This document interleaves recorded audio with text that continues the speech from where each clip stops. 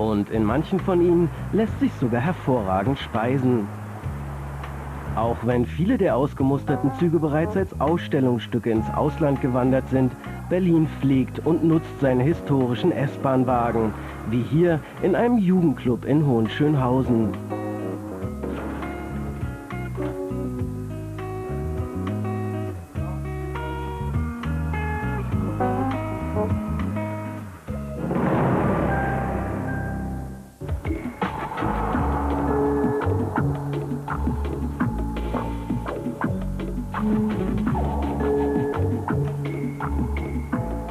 Es ist kurz nach 1:30 in Berlin. Ein ganz normaler Wochentag.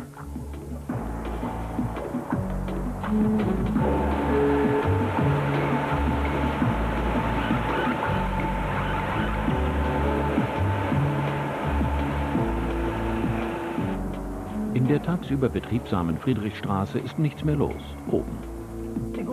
Unten hat die Schicht der Gleisarbeiter gerade begonnen. Bei rund 180 Kilometern U-Bahn-Netz fängt die Arbeit immer wieder von vorne an. Hier am U-Bahnhof Stadtmitte wird für die Verbesserung des Fahrkomforts gesorgt. Im Ostberliner Netz waren die Schienen nur zusammengesetzt. Jetzt werden sie verschweißt. Dafür braucht man Könner mit Kraft. Manchmal schaffen sie bis zu 100 Meter Schiene pro Schicht. Das ist eine sehr schwere Arbeit. Eine 15 Meter Schiene, die wiegt dann so schon 750 Kilo. Und dann verteilt auf 8 Leute mit Hoch und Rein. Also das ist schon schwer. Der Kraftakt verlangt Präzision. Dafür muss man auch nachts ausgeschlafen sein.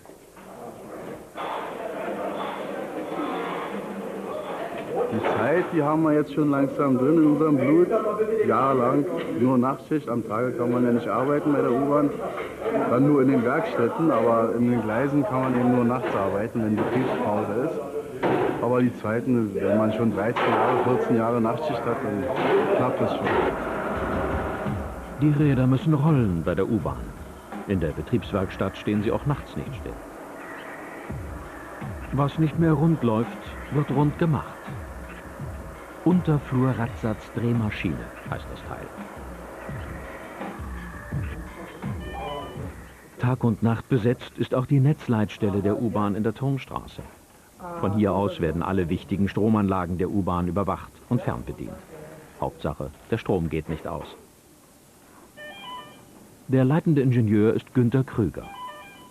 Hier ist das gesamte Berliner U-Bahn-Netz dargestellt, nicht nur der Westteil der Stadt. Im Jahre 1975 hat man angefangen, hier diese Anlage aufzubauen. Aber meine Vorväter, meine Vorgänger in diesem Beruf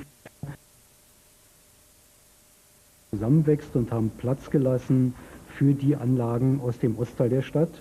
Und nach der Zusammenführung der BVB im Ostteil und der BVG im Westteil konnten alle Anlagen auch hierher übertragen und dargestellt werden. Wir beziehen ja unseren Strom von der BEWAG und die Jahresstromkosten betragen so 50 bis 60 Millionen Mark im Jahr. Wir haben so einen Stromverbrauch einer mittelgroßen Stadt. Der Stromverbrauch für das gesamte Berliner U-Bahn-Netz liegt bei rund 350 Millionen Kilowattstunden. Rund 1000 Kilometer Kabel versorgen das gesamte U-Bahn-Netz mit Strom.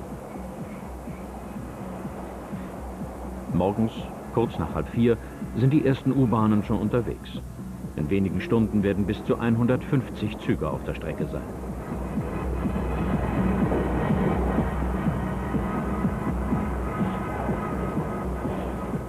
Auf 170 Bahnhöfen werden die Tore aufgeschlossen. In diesen frühen Morgenstunden sind auch die letzten der Nacht die ersten Fahrgäste. Auf dem U-Bahnhof Klosterstraße bitte nicht gleich einsteigen. Der Zug, der hier wartet, hat keine Räder.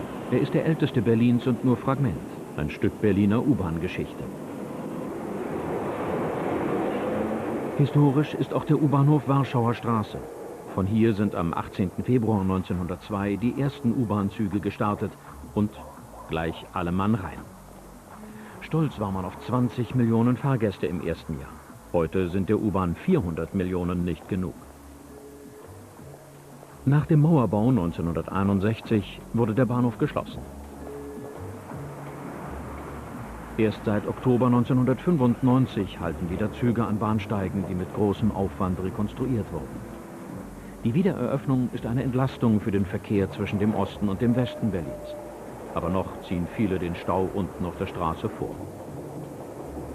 Freie Fahrt für die U-Bahn über die Oberbaumbrücke.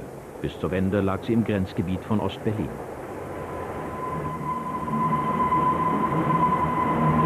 Züge, die an alte U-Bahn-Zeiten erinnern, fahren nur noch selten darüber. Aber es gibt sie noch.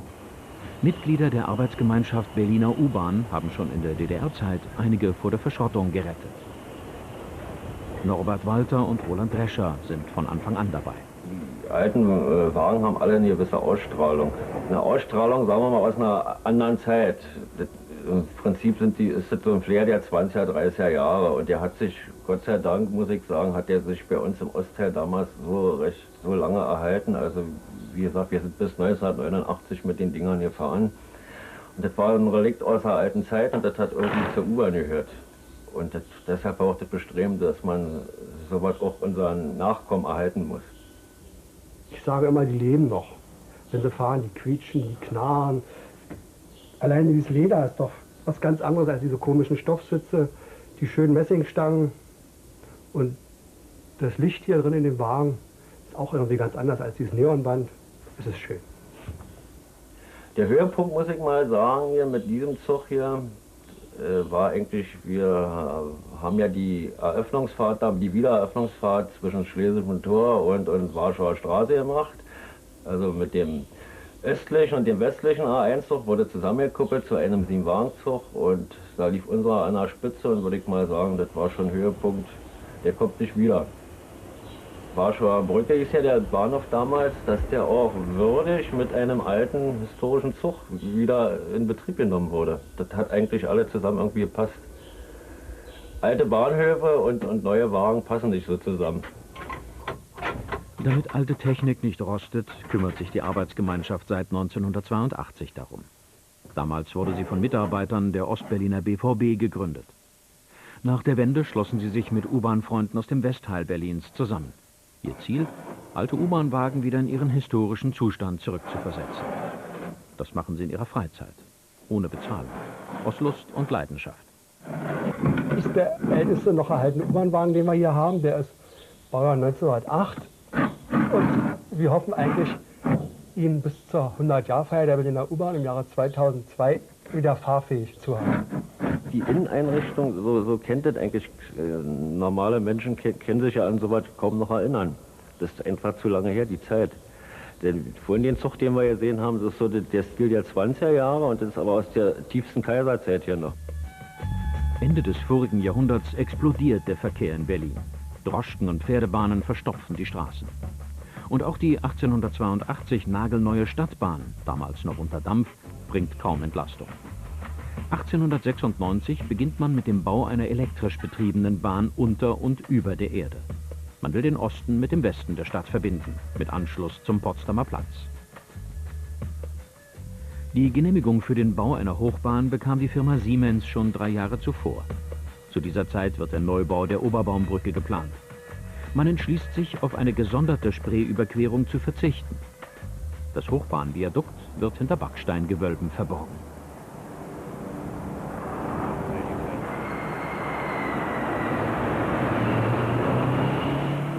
In den Straßen kann man die riesigen Eisenkonstruktionen der Hochbahn nicht verstecken. An sie muss man sich erst gewöhnen und es gibt Proteste. Dafür müssen wenigstens die Bahnhöfe Schmuckstücke werden. Für einige Hochbahnhöfe werden sogar Wettbewerbe ausgeschrieben. Dazu zählt auch der Bahnhof am Schlesischen Tor, damals ein beliebtes Ausflugsziel an der Spree. Der Bahnhof, 1902 eröffnet, steht heute. Schlesisches Tor war seit dem Mauerbau Westberliner Endstation. Erst seit 1995 fahren hier Züge wieder weiter bis Warschauer Straße, wie zur Kaiserzeit. Ausflugsrestaurants im Bahnhofsgebäude gibt es heute nicht mehr. So viel Mühe hat man sich nicht überall gegeben.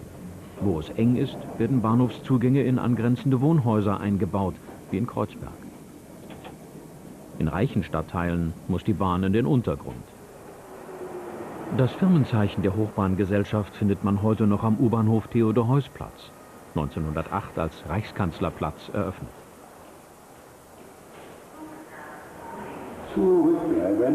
Wie es damals hier zuging, weiß Klaus Siebert vom U-Bahn-Museum. Bitte wurde damals ja noch nicht gesagt. Nicht? Das ist ja erst eine Erfindung der späteren Zeit gewesen. Denn Zurückbleiben war ja eigentlich eine verbindliche Anweisung, es war keine Bitte.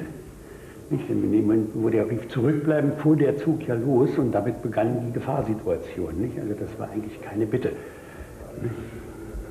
Bitte. Denn also, wie gesagt, wenn also ein sehr großer Betrieb war auf den Bahnhöfen, dann konnte er hiermit seine Stimmung verstärken, wenn er nicht durchkam. Und dann hat er, wenn die Situation klar war, hat eben der Zugabfertiger den Befehlsstab gehoben, abfahren. Dieses Signal hat der Begleiter aufgenommen, der Zugbegleiter, der stand dann draußen neben dem Zug und der hat dann seinem Fahrer gesagt, schließen, abfahren. Scheibe geklopft und dann ging es los. Der U-Bahnhof Olympiastadion ist, abgesehen vom Andrang bei Großveranstaltungen, ein eher beschaulicher Ort. 1929 ist er gebaut worden. Zur gleichen Zeit entsteht hier ein modernes Stellwerk, das heute das Kernstück des Berliner U-Bahn-Museums ist. Um den Erhalt des technischen Kleinods kümmert sich vor allem Ernst Neumann. Im Unterschied zu den alten Stellwerken vor dieser Technik mussten ja die Weichensteller noch richtige Arbeit leisten, indem sie diese großen Hebel, die dann Drahtzüge betätigt haben, die rausgingen, und da mussten sie ja noch richtig Arbeit leisten. Das war ja hier nicht mehr. Der hat mit dem Hebel ja nur noch Kontakte betätigt innerhalb dieses Stellwerks, wo dann über elektrische Leitungen, die rausgingen, dort die Befehle ausgeführt wurden und die Rückmeldung erfolgte. Das war eben das größte Einreihenhebelwerk, das heißt also das größte dieser Bauart, nicht nur in Deutschland, sondern sogar im mitteleuropäischen Raum. Dann kommt natürlich dazu die Ausgestaltung. Die verantwortlichen Leute damals waren der Meinung, die Menschen, die hier arbeiten, sollten auch in halbwegs wohnlichen Verhältnissen sich aufhalten können. Wir haben also hier die Täfelung an den Wänden, das ist also massives Eichenholz. Ja Gott, das machte schon was her. 1928 fing man an hier mit dem Bau. Dann gab es eine große Pause 1929, in der man noch mal Überarbeitung vorgenommen hat und auch durch Geldmangel bedingt. Und dann ging es Ende 29 weiter und 31 war dann die Eröffnung dieses Bahnhofs, dieses gesamten Stellwerksbereiches in der Form, wie er heute noch besteht. Das Stellwerk ist seit 1983 nicht mehr in Betrieb. Eine modernere Anlage übernahm die Zugsicherung und wacht nun über die unzähligen Weichen und Signale vor der Haupt- und Betriebswerkstatt am U-Bahnhof Olympiastadion.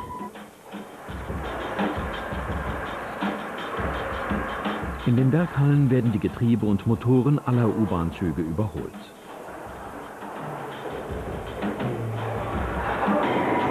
Die Räder kriegen neue Profile und wenn es sein muss, werden sie erneuert. Sicherheit hat immer Vorrang, erzählt der Chef der U-Bahn-Fahrzeugabteilung Dieter Puls.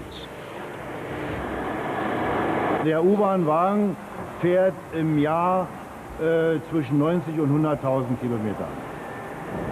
Und damit die Sicherheit auch wirklich gewährleistet ist, kommen die Fahrzeuge alle 20 bzw. 30.000 Kilometer in die Werkstatt und werden nach einem gewissen Programm inspiziert und instand gehalten.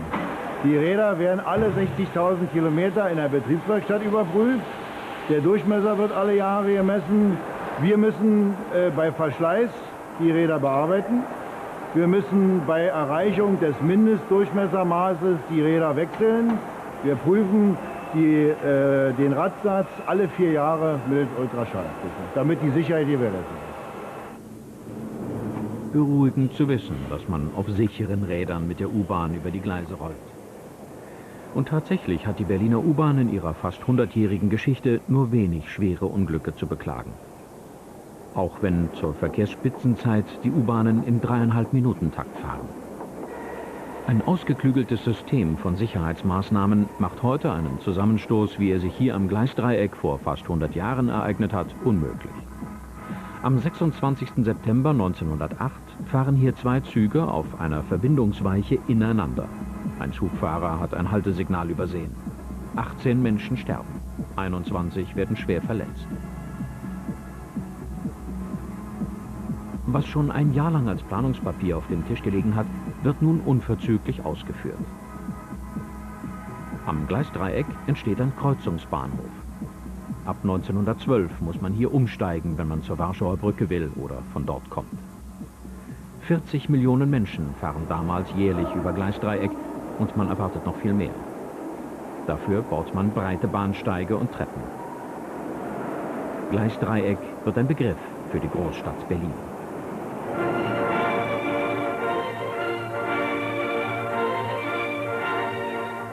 Gleisdreieck heißt auch ein Spielfilm, den die UFA 1936 hier gedreht hat, mit Gustav Fröhlich als Zugabfertiger in Liebesnöten und einem lässigen Zugbegleiter, der ungenannt bleibt. Solche Zugabfertiger gibt es bis Anfang der 60er Jahre bei der Westberliner U-Bahn. Einer von ihnen war Peter Döge. Der Zugabfertiger hat den Befehlsstab gehoben und der Begleiter hat dann dem Fahrer durch Klopfen an die Scheibe, Hochheben der Hand, das Abfahrsignal gegeben, dann stieg er ein und musste eigentlich einen Summer betätigen. Dann erst durfte der Fahrer abfahren. Aber bei einem gespielten Team war das natürlich Ehrensache, dass der Begleiter stolz stehen blieb, der Fahrer den ersten, zweiten Kontakt und dann lässig schwang er sich da rein. Fahrer ist dann auch vollkommen ist auf dem Bahnsteig stehen geblieben. Man konnte sich eigentlich gar nicht vorstellen, dass es ohne Begleiter geht. Trotzdem, als ich Begleiter wurde, mich auch oft gefragt habe, ist das eigentlich was Sinnvolles? Zuerst war ich natürlich furchtbar stolz, Begleiter am Zuge und es gab auch ein paar Fähnchen mehr. Der Begleiter hat die Strecke beobachtet, die Signale, hat darauf geachtet, dass der Fahrer richtig reagiert hat, aber er hatte eigentlich nur die Einflussmöglichkeit, wie jeder andere Fahrgast auch die Notbremse zu betätigen. Aber ich möchte den Begleiter sehen, der sich getraut hat, weil er mit dem Fahrer nicht übereingestimmt hat, die Notbremse zu betätigen. Der hat keinen Fahrer mehr gefunden. Vielleicht wird es bald auch keine Fahrer mehr geben. Zugabfertiger sucht man auf den Bahnhöfen schon seit Ende 1999 vergebens. Sie wurden durch technische Apparaturen ersetzt. Wer auf dem U-Bahnhof Friedrichstraße nicht weiter weiß und Auskunft braucht, muss heute Notrufinformationssäulen bedienen.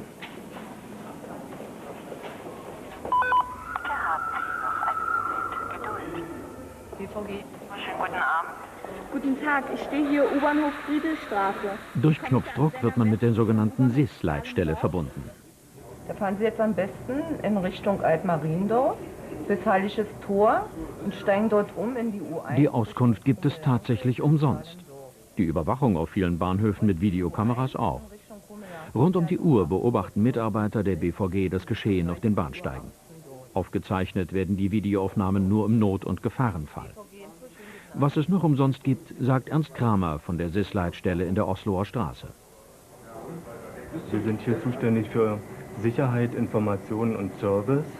Sicherheit, das bedeutet, der Fahrgast hat die Möglichkeit, über die Notrufinformationssäule die Polizei anzufordern oder auch Feuerwehr oder auch den Notarzt.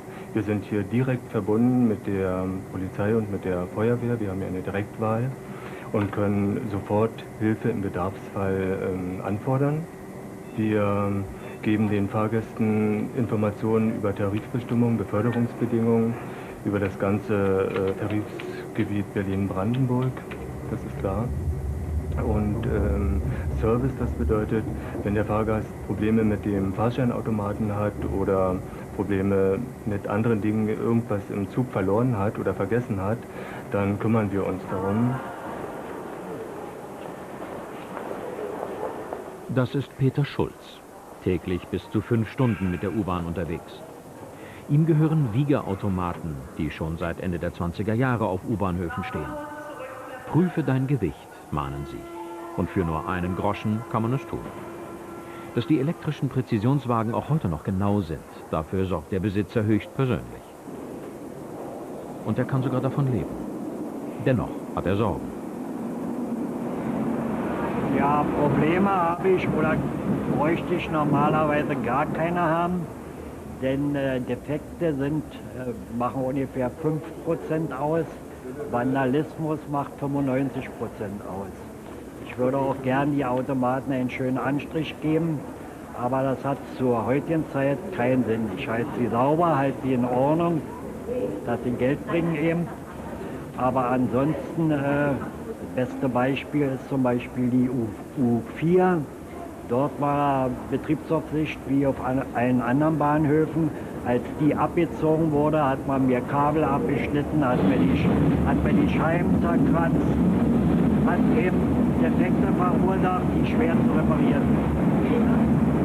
Soweit ich weiß, und aus alten Unterlagen kann man das sehen, die meisten stehen noch heute auf dem Platz, wo sie heute stehen. Manch ein älterer Mensch spricht mich an und sagt mir, dass er vor 30 oder 40 oder 50 Jahren schon an diesem Platz den Automaten gesehen hat.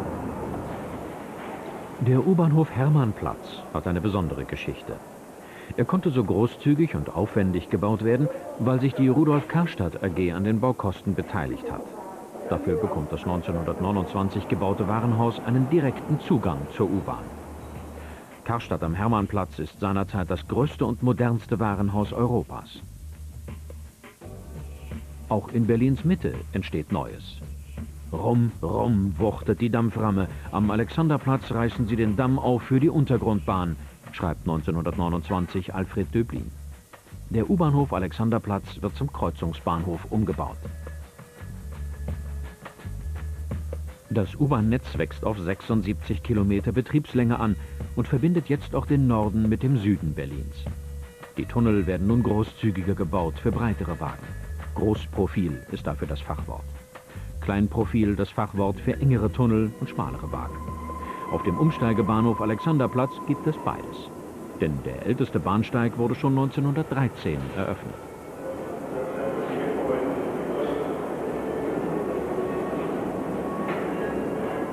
Seit der Wende ist der Alex der Bahnhof mit den meisten Fahrgästen. Über 150.000 steigen hier täglich um. Laufkundschaft für die Läden im Verbindungsgang. Seit 1984 steht hier Marianne Koos hinter dem Ladentisch.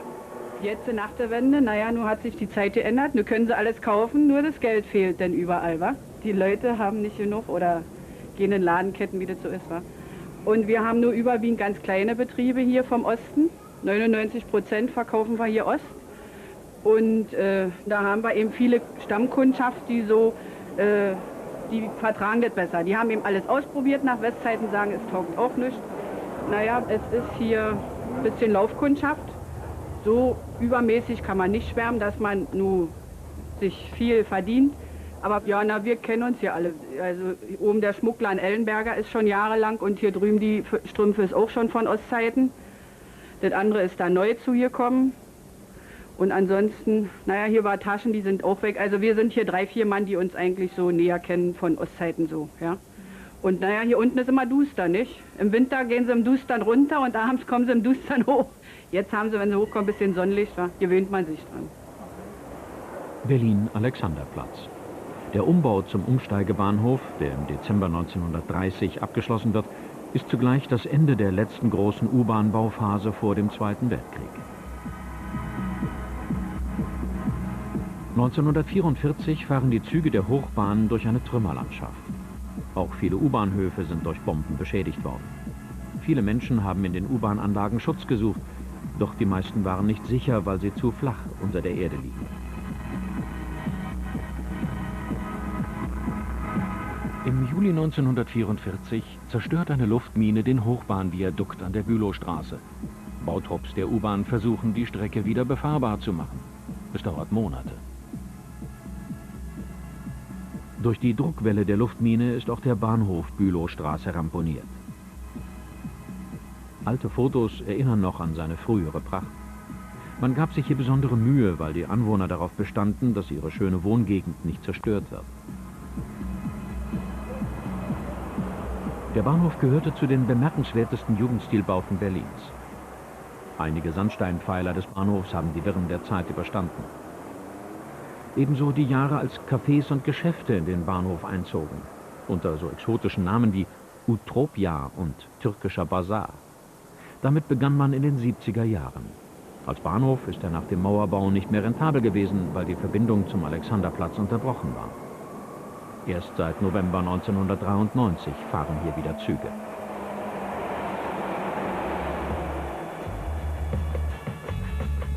Richtig in Fahrt ist die U-Bahn nach Ende des Krieges erst in den 50er Jahren gekommen. Ab 1953 gewinnt die U-Bahn wieder verkehrspolitisches Ansehen, vor allem im Westen Berlins. Nach über 20 Jahren Stillstand beginnt man wieder zu bauen. Zunächst raus nach Tegel, dann zur Entlastung des innerstädtischen Verkehrs von Charlottenburg zum Wedding und später nach Britz und Mariendorf. Auf die Bauwut dieser Jahre blickt der Vorsitzende der Arbeitsgemeinschaft Berliner U-Bahn, Klaus Siepert, eher skeptisch zurück. Es ist ja sehr viel gebaut worden nach 1950. Und da war ja also Berlin schon geteilt, sodass sich die beiden Stadthälften unter diesem Aspekt eigentlich unterschiedlich entwickelt haben. Die Westlinien sind dann ins Umland vorgestoßen, weiter als es unter Umständen für eine U-Bahn eigentlich interessant ist. Und die erforderlichen Citylinien konnten im Grunde genommen nicht gebaut werden, weil die City ja im Grunde genommen zu Ostberlin gehört. In der Nähe von Ministerien schmückt Ostberlin den U-Bahnhof Mohrenstraße mit Marmorplatten aus der zerstörten Reichskanzlei. Hier begann Wolfgang Dahth seinen Dienst als Zugbegleiter. Ab Mohrenstraße konnte man zusteigen als Fahrgast und war ja auch sehr viel Betrieb, weil da die ganzen DDR-Ministerien in Stadtmitte waren. Dadurch hatten wir sehr viel Betrieb und Parkplätze waren ja damals da schon nicht so reichlich vorhanden. Also wir hatten teilweise zu tun mit 8 Wagen, die Leute wegzukriegen. War im 2,5 Minuten Verkehr, im Berufsverkehr, also war sehr voll. Manchmal musste man sehen, dass man als Begleiter und so weiter eben mitkam noch. Die haben dann schon die Türen zugemacht und so die Fahrgäste und dann stand man draußen. War zwar eine kleine U-Bahn, war 20 Minuten hin und 20 Minuten zurück hier. Und dann hatten wir ja noch die heutige Linie U5. Also es waren hoch bis Friedrichsfelde erst, später dann bis Tierpark und dann wurde ja in 80er Jahren verlängert nach Brno. Früher hat ja die S-Bahn den Betrieb praktisch abgefangen. Da musste ja alle die U-Bahn nachher übernehmen. Weil der Potsdamer Platz, S-Bahn ja, hielt ja auch keinen Zug mehr. Im Osten Berlins denkt man zunächst nicht an einen weiteren Ausbau des U-Bahn-Netzes. Die Verkehrsverbindungen zwischen dem Ost- und dem Westteil der Stadt werden am 13. August 1961 mit dem Bau der Mauer radikal zerschnitten. Grenzbahnhöfe werden stillgelegt, zugemauert und dem Verfall überlassen.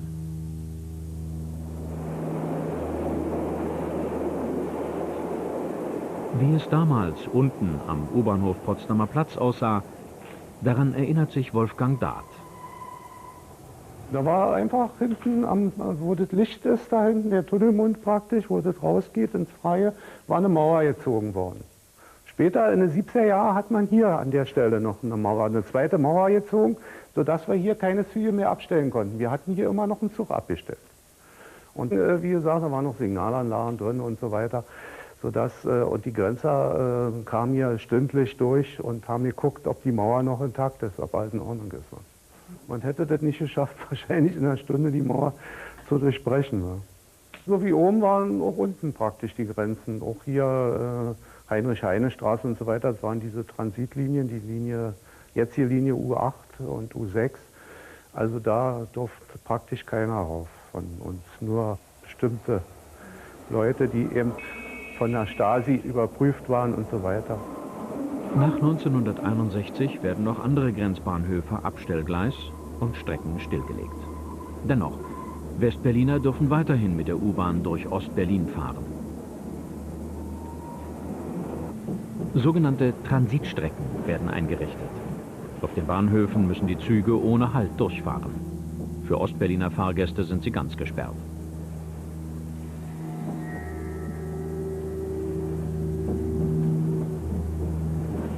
Als Geisterbahnhöfe, wie der Bahnhof Heinrich-Heine-Straße, erlangen sie traurige Berühmtheit. Aus Sicherheitsgründen gibt es auf den Transitstrecken wieder Zugbegleiter, wie Manfred Hoffmann. Das war der erste Bahnhof im Osten. Da hatten wir hier auf der Seite, also auf der nördlichen Seite, wie auch auf den anderen Grenzbahnhöfen im Osten, so eine bunkerähnliche gebaut. mit, na, man kann nicht sagen Schießscharten, aber so Schlitze mit Fensterscheiben drin und dann war eine Stahltür und wahrscheinlich durften die also so ohne weiteres die Tür auch nicht öffnen und die Durchfahrt durch den Bahnhof durfte nicht schneller sein als 25 Stundenkilometer. 1962 hatte Manfred Hoffmann ein unheimliches Erlebnis. War ja fast Mitternacht und da sind wir auf Alexanderplatz, wo geht dann so ein bisschen den Berg hoch, langsam reingefahren, mit immer kamen da solche grün gekleideten Leute, das waren also kasernierte Volkspolizei. Und der Anführer, der lief so neben uns her und brüllte dann anhalten, anhalten, aber richtig laut. Ja, mein Fahrer hielt an und der kam dann gleich, hat die Tür auf. Wie hat er noch gesagt? Fahrer und Beifahrer raus. Mein Fahrer der hat erstmal die Handbremse angezogen, wir sind dann ausgestiegen. Und die Fahrgäste wurden angewiesen, also im Zug zu bleiben und die Türen geschlossen zu halten. Wir haben nur gefragt, was ist, der hat uns also keine Antwort gegeben. Und dann sind die ins Gleis gesprungen, die ganze Truppe da, und sind dann Richtung hier Weinmeisterstraße gelaufen. Nach einer ganzen Weile konnte man dann also weiterfahren, aber nur in Schrittgeschwindigkeit. Naja, so ein bisschen schneller fährt man ja dann doch, war das genau. Naja, und dann Bernauer Straße sind wir, geht ja so ein Berg hoch, da war das Einfahrtssignal in der Haltlage, das haben wir also vom Weiten schon gesehen. Warum, wussten wir nun nicht, wir hatten aber unterwegs auch keine Menschenseele mehr gesehen. Aber als wir dann da näher kamen an das Signal heranfuhren, da standen also bewaffnete Grenztruppen und auch Zivilisten. Ich habe dann rausgeguckt und der hat dann gleich gerufen, ja, nicht weiterfahren, nicht weiterfahren. Was die wollten, wusste ich erstmal noch nicht. Und da haben die Zivilisten Ausweiskontrolle gemacht im Zuge. Und die bewaffneten Soldaten unten im Gleis praktisch, die sind immer mit diesen Leuten unten so mitgelaufen, sodass die immer in gleicher Höhe waren. Von mir hat kein Mensch Notiz genommen. Ich bin da also mit denen da mitgedackelt. Und in einem Wagen, das war der dritte, glaube ich, also bei der Kontrolle, da saß ein Mann, mittleren, jetzt so 30, 35 Jahre alt etwa, einfach gekleidet mit einer Aktentasche, und der hatte keinen Ausweis bei. Ja, dann haben sie gesagt, aussteigen, haben sie den hier an der Mitte, eine Tür aufgemacht, unten standen dann die, haben den in Empfang genommen und haben den weggeführt. Wohin? Weiß ich nicht. Dann haben die ihre Kontrolle weitergeführt, bis sie durch waren bei uns am Fahrerstand. Mein Fahrer und mich haben sie also ja nicht kontrolliert, sind ausgestiegen und haben gesagt, wir können also weiterfahren. So einfach war das. Gespensterspuk, der mit dem Fall der Mauer im November 1989 sein Ende nimmt. Die Zeit der Geisterbahnhöfe ist vorbei. Nach dem U-Bahnhof Jannowitzbrücke wird schon im Dezember 1989 auch der Rosenthaler Platz geöffnet. Zunächst noch als Grenzübergangsstelle, doch schon im darauffolgenden Jahr sind alle Bahnhöfe auf den einstigen Transitstrecken für den normalen Fahrgastverkehr zugänglich. Der U-Bahnhof Rosenthaler Platz im Osten Berlins hat 6 Eingänge. Alle waren zugemauert. Ein Irrsinn, den man sich heute schon kaum mehr vorstellen mag.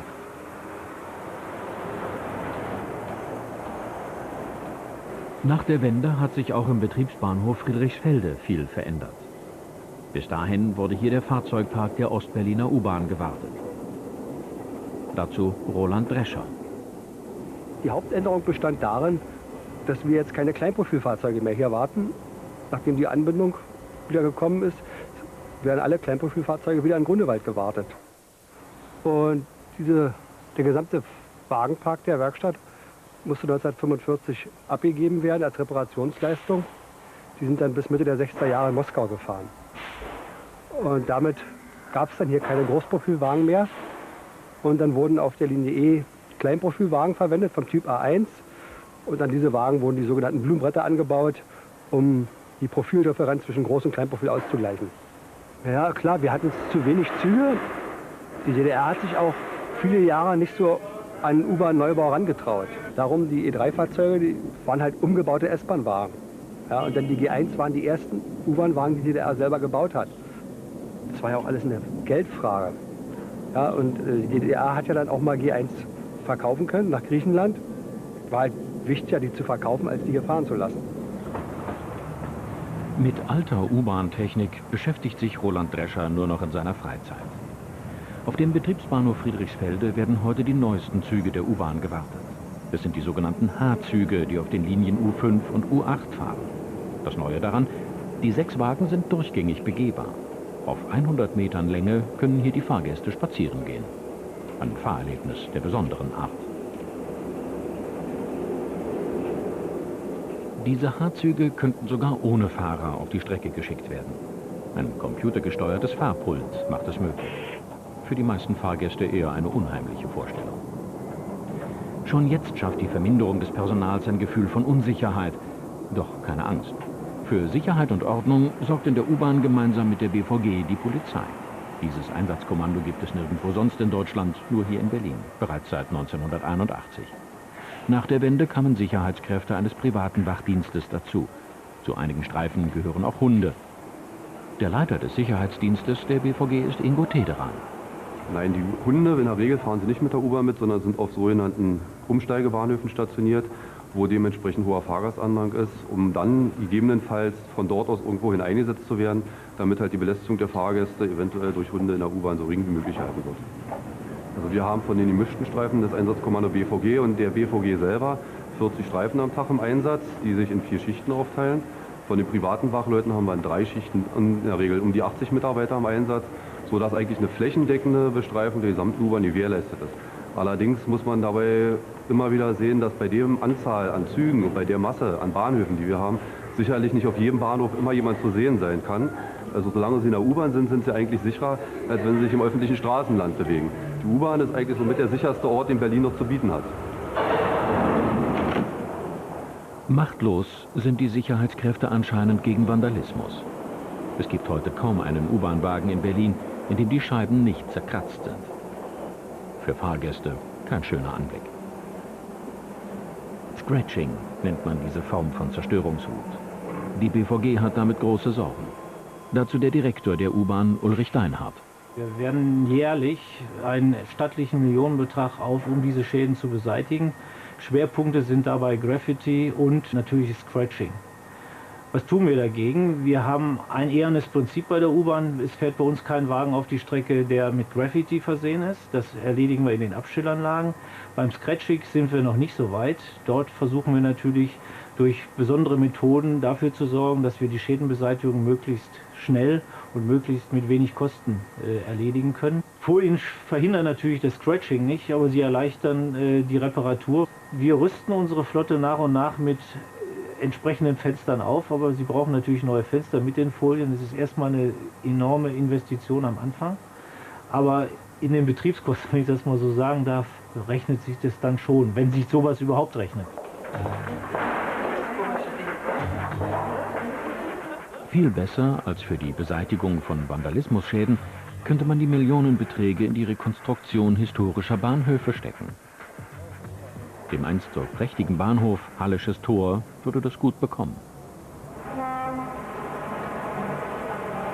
Deshalb, nicht alles ist bei der U-Bahn umsonst, auch nicht für Musikanten. Das ist ein sehr mühsames Geschäft. Im Durchschnitt sind das 10 Mark pro Stunde, wobei 12,50 Mark pro Tag noch weggehen. Das geht an die U-Bahn, das geht an die BVG. Hauptgeschäftszeit für die U-Bahn-Musikanten ist die abendliche Rush-Hour. Fahrgäste, die am Bahnhof Wittenbergplatz umsteigen, unterbrechen bisweilen ihre Fahrt, um noch ein paar Einkäufe im KaDeWe zu machen. Dieses berühmte Kaufhaus ist seit 1907 mit der Entwicklung des Bahnhofes eng verbunden. Damals wurde für die vielen Kunden, die es anlockt, ein neuer repräsentativer Bahnhof gebaut. So wie er heute aussieht, gibt es ihn seit 1913. Mit der U-Bahn zu fahren ist spannend. Dieser Meinung ist jedenfalls der Schriftsteller Michael Teske, der hier seine Geschichten findet. Das Dolle am U-Bahn-Fahren ist, dass es dunkel ist, dass die Leute nicht rausgucken können. Die Leute sitzen einem gegenüber. Nicht in der S-Bahn gucken sie raus, gucken weg. Sie können nicht ausweichen. Alle sind Voyeure einerseits, andererseits werden sie auch beobachtet und können beobachten. Während sie in der Kneipe, wenn sie lange auf einen anderen Tisch gucken, sagt irgendeiner, was glotzte so. In der U-Bahn wird nie einer über einen Blick sauer sein. Man lernt überhaupt Menschen kennen, man lernt Menschen sehen. Und man lernt ganz viele Menschen, die man sonst nirgends sehen würde. Nicht, wenn man am Computer säße oder im eigenen Auto rumfahren würde, sieht man alle nicht. Man sieht Menschen, ohne aufdringlich zu sein, von verschiedenen Schichten. Man sieht zum Beispiel, früh sind andere Menschen als mit einem Nachtzug, den letzten Zug. Und vor allen Dingen auch Bezirke. Ich traue mir also zu, wenn man mich irgendwo rein katapultiert in einen Zug, dann könnte ich sagen, ich bin in Kreuzberg oder ich bin da. Und mich interessieren nicht, was für Wagen das gibt oder ich weiß nicht mal, was für eine Gleise oder so. Aber ich weiß den Inhalt. Der Inhalt in dieser Büchse, der ist für mich sehr wichtig. Das sind die Menschen.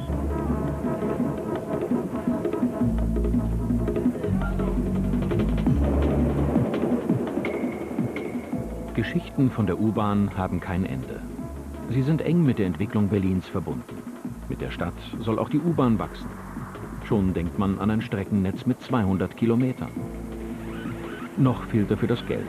Der Plan für eine neue U-Bahn-Strecke, die vom Lehrter Bahnhof bis zum Alexanderplatz quer durch das neue Regierungsviertel führt, ist deshalb vorerst aufs Abstellgleis geschoben worden. Kräftig investiert wird in neue Technik. So wie jetzt schon für einige Linien wird es bald ein Computerstellwerk für das gesamte U-Bahn-Netz geben. Inzwischen geht der U-Bahn-Alltag weiter, auch wenn werktags gegen 13:30 Betriebspause auf den Bahnhöfen ist. Sehr geehrte Fahrgäste, der Zugverkehr auf diesem Bahnhof ist für heute beendet. Wir bitten Sie daher, den Bahnhof zu verlassen. Die Eingänge werden in Kürze geschlossen. Pause hat nur der normale Zugverkehr. Für viele fängt die Arbeit in der U-Bahn jetzt erst richtig an. Nicht nur Reklametafeln müssen ausgewechselt werden, auch sonst gibt es viel zu tun, damit tagsüber die Züge wieder ungestört über die Gleise rollen können.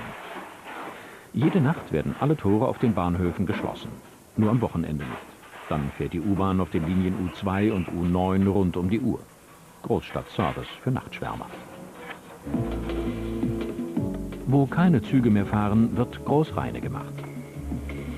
Alle 14 Tage sind die U-Bahn-Wagen von außen an der Reihe. Dafür gibt es extra große Waschhallen mit extra großen Bürsten. Gleich geht's wieder auf die Strecke. Das ist ein schönes Gefühl, einfach so einen großen Zug zu einer Gewalt in der Hand zu haben und zu fahren. U-Bahn-Fahrerinnen sind schon lange keine Seltenheit bei der Berliner U-Bahn. Und wer meint, dass es langweilig ist, eine U-Bahn zu fahren, der irrt. Wer gerne Auto fährt, der fährt gerne Auto. Das ist also egal, ob er da 3 Stunden fährt oder 5 Stunden und so ist mit U-Bahn genauso. Zeit vergeht, sieht man immer für. Also mir macht es Spaß. Das ist immer unterschiedlich. Zum Beispiel jetzt ist es schön, weil jetzt Sonnenschein.